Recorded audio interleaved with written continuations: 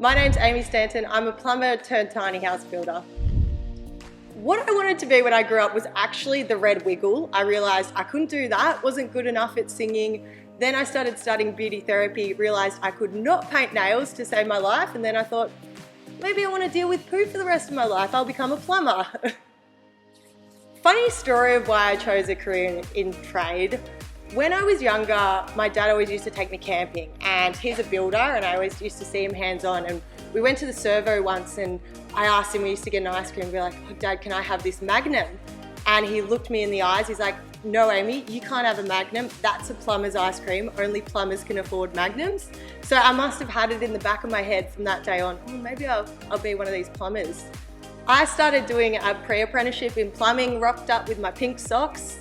Had a few people look at me like, she's serious? But then once you get on the tools and you show them you have a passion for it and you're very hands-on, they're like, yeah, obviously girls can do this and it's a great trade. And from there I went out and got an apprenticeship as a roof plumber. My first week was a bit rough. I got my head stuck in a scaffold, I crashed my car through the job site fence, I got a piece of metal stuck in my butt, but that just gives you more the determination to go on and give it a crack and show them, look, I can do this. Yeah, just because I'm a woman doesn't mean I can get out there on the tools and do it.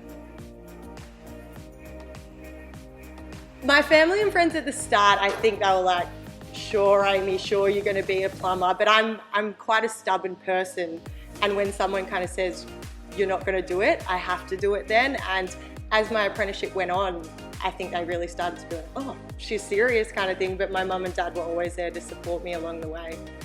I think the most challenging part of my career journey was definitely starting off. I thought that I was quite dumb and maybe I wasn't that good at it, but like anything, you're learning. It's your first day on the tools, like you're not expected to know everything, and as you keep on going through it, you learn more and more. And as I like to say, having a trade is amazing because you get paid to learn. You get to go out on the job site, you get paid to be there, you're learning, and it's always something you can fall back on later in your life. The most rewarding part of my journey was definitely finishing my apprenticeship. I always said I'm going to get a trade under my belt, then go out and chase my dreams, which I did. I did my plumbing apprenticeship. About 4 years after that, I decided I'm going to stop working for the man. I travelled around with a place called Travelling Tradies. Tradies got to go all around the world, you know, exchanging your skills for food and accommodation, and then I came home and started my own business, which was so rewarding. There is definitely probably nothing I would have done differently in hindsight, thinking back to my apprenticeship.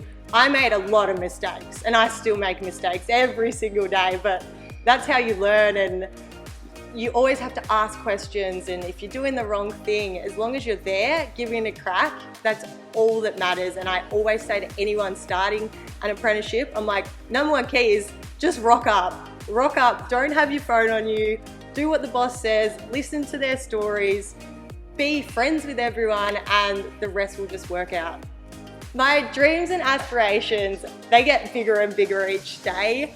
I love seeing where I've come from, being that first year apprentice, not having a clue about anything on site, to now running my own jobs, owning my own business. And from here, I just want to keep building on my business, building tiny houses, and also inspiring other girls to go out there and give it a crack. And you don't have to know what you're doing when you start, but if you have a passion for something and you want to get out there and do it, just do it. The worst that's going to happen is you're going to fail, but then you just get back up, rock up the next day, and just keep kicking on. My biggest piece of advice for young females at the start of the journey, if you decide you want to do a trade, in that fact, if you decide you want to do anything that people may be like, oh, that you shouldn't be doing that, just do it. You're going to fail a lot, but that's the fun of it. Just enjoy the rides, the ups and downs, learn, ask questions, and just think of how far you've come, and think of after that apprenticeship all the different ways you can go. It's not just if you start becoming a plumber. You don't have to be a plumber for the next 50 years. There's so many different avenues. Get the trade under your belt and the rest will just work out.